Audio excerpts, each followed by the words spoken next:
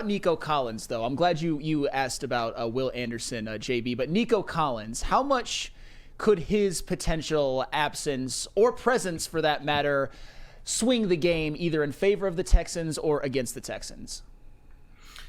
Nico Collins was about to enter that conversation of being top 5 wide receiver in the league. I mean, at the time of his injury in 5 games, he was leading the league in receiving yards. I mean, he is a big threat for CJ Stroud. I mean, you guys have seen it on countless occasions. Both of those guys connecting for 50, 60, 70 yards, touchdowns and stuff. And with Nico, man, he is just on another level in terms of when you compare him to the rest of the wide receiving core that the Houston Texans have, especially consider, like I mentioned, he's 6'4", big body target. He could go up there and get those 50-50 balls. He could go up there and you can utilize him whether in the short passing game, the long passing game, whatever the case might be. Nico Collins just brings a different dynamic to this Houston Texans offense. And not only that, I always consider Nico the best blocking wide receiver that you could utilize in a rushing attack as well. So not only did you lose your number 1 wide receiver, you also lost somebody that you could utilize in a rushing attack, especially considering that this offensive line has not been good. Even if Nico comes back, I really don't know if he's going to have that same impact like we saw early on in the season and last year, only because everyone knows once you come back from an injury, it's going to take you a game, maybe 2 games to get back to the player that you was before. You're going to have to knock off their rust. And for Nico Collins missing the last, what I think it was like 4 weeks or whatever the case might be, he's going to have some type of rust. And then when you take a look at the Lions defense, their secondary, look, let me just go ahead and say this. I just think the Lions are good everywhere, all positions, offense, defense, special teams, head coach, coordinators. The Lions are just a really good team at this point. Like a blueprint, man. Exactly. And I love it. And you know what? I know we're not going to have you on for the segment when we do the final score predictions because you got to run down the shoot around. Going to run down there right after the show, try and zip over there and catch some aspect of it as well. But I do want your final score prediction for this game. And for whichever team you think is going to win, kind of those maybe top 1, 2, or 3 keys. Oh, man, this is tough, man. But, oh, man, you know what? I'm going to go ahead and be a homer, man. I'm going to say the Houston Texans will squeeze out a very close victory. I'm going to say, man, I don't even think the Lions has been held to the score that I'm about to say all season, which is even more scary for me.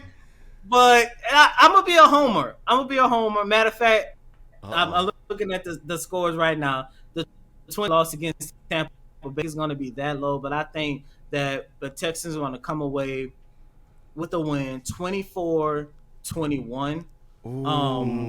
And look, the Texans know. I know the Texans.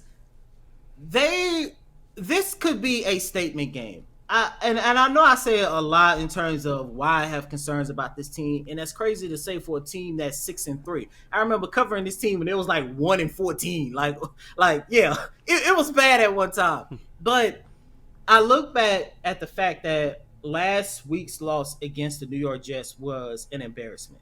And not only was it an embarrassment, everything that we have been questioning ever since preseason, matter of fact, some of us ever since training camp, in terms of this player's development, this player's, whether or not he can stay healthy, whether or not Bobby Sloyd can give you what you need with his offensive play call, whatever the case might be.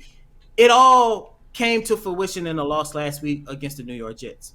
Now you have had, about 9 or 10 days to recuperate, try to get everything together. You're going to get some players that was on the injury report. You're going to get some of them back. I think that the Houston Texans are going to be motivated and just have a little bit more oomph in their step in terms of trying to squeak out a victory. And I say 24-21 only because, look, I think I say that like this.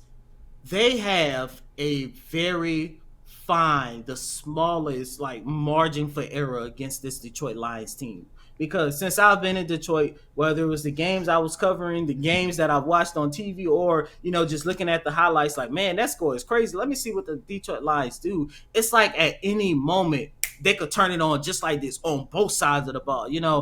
like I consider Ben Johnson the best offensive play caller in the league. And the one thing that I love about Ben Johnson, it seems like it doesn't matter if he is being a little bit conservative at the start of the game because he's trying to figure out, let me see what they like to do, what they're not going to do. Let me see how they're going to play this player or that player, to the point where it seems like he'll have something up his sleeve and it's like, boom, the nail in the coffin. You guys go up. It's basically 21 Skunk at that point. I love how the way he orchestrates the game plan and stuff. And it's just like, it's those type of moments, the offensive backfield that I just finished talking about, Jared Goff for MVP. And I've said all this about the Lions, and I even mentioned the fact, St. Brown, top 10 wide receiver. Then you got Jameson Williams coming back. And I know he's coming back with revenge. You believe that the Texans are going to stop? I say a small. I'm gonna be a homer. I can't lie. I'm gonna be a homer, man. I feel like I'm doing myself a disservice if I pick the line. Put it like this. I won't be surprised if the Lions win and extend the winning streak. But I just feel maybe this is going to be those moments where, and it's in Houston as well. And that Houston, I would say the Houston crowd is going to be crazy, but Houston crowd is known for getting that late. And I've been here long enough to see the Detroit Lions fans literally travel well. And I know what they call it, the Honolulu Blue. I know that's going to be a section. Oh my God. One prize about to take over. This is what we do. You will hear Jared Goff chants. I know JB Smooth, you had something before we hit the next segment. Yeah, I just got one more question because I know, Cody, you got to get out of here, man. I know you got a busy day going on, but I'm putting you in a scenario. It's Sunday night. You're about to enjoy some Sunday night football, Texans, Lions. You look over into your closet. You got the new all-red C.J. Stroud jersey, and then you also have the blueberry Jared Goff jersey. Ooh. Which one are you putting on to watch this game? Stroud, what I show over those? Stroud, you see, I'm already representing with the Texans hat, right? Let me turn it around like that so you guys can see. Y'all lucky I ain't come on here with the actual Texan jersey. I was kind of debating that, but I was like, no, I ain't gonna wear it at the shoot. I tell you one thing, after that game, after the game, Pistons versus Rockets, I'm going to come to the watch party, and I will be decked out in some kind of Texans gear. Whether it's the hat, whether it's the shirt that said GOAT, and you got JJ and Andre Johnson. It might be a custom-made Texans jersey. I don't know. But I'm going to come and represent a team that I not only covered over the last 5 years, but a team that I kind of grew up watching when I moved to Houston in 2003, man. So that's why, look, I understand. Look,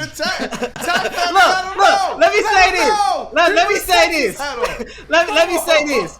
I understand how good this Detroit Lions team is. And look, I just picked the Texans just to be a homer. But like I mentioned, if I walk out of the watch party on Sunday and the score is 35-20 Lions, I'm not going to be surprised. This team, in my opinion, is the best team in the league. They definitely are on their way to New Orleans come February, I must say. They want to see you in a Detroit Lions hat if the Lions win on Monday. Lions hat. We're gonna have to make something happen, bro. Look, Lions win definitely. We'll see. If the Texans win, we'll figure something out. Cody Davis, thank you for joining the show. Detroit News, Pistons beat writer, credentialed Texans reporter as well. You were covering the team this season up until dropping everything to come here. You even left family and everything. So I appreciate the grind that you're on. I appreciate, honestly, the chance that you're taking on Detroit as well. And I'm glad that you're enjoying your time here, man. See you shortly, too, brother. Thank you, man. Oh, yeah. Thank you, guys. You have a good one. Thank you, Cody. Man, let's get into the next segment as well. Houston Texans, Detroit Lions. We already know what the dub is going to be. I can't be mad at the homer pick. I know Cody knows what the deal is. That's the thing. People in the chat, some of you get off his back. We need this on our shows. We need the Texans' perspective. And it's not like he was a former Tennessee Titans reporter or anything like that. Yeah. The Texans are a division leader. If he wants to pick them, I'm fine with that. I disagree. Spoiler alert, I disagree. But Cody, thank you for coming on. Thank you again. And some of you people in the chat get off his back. He was fantastic. And if you want to say something, say it with your chest. You know what I mean? He's going to be at Hayes Social.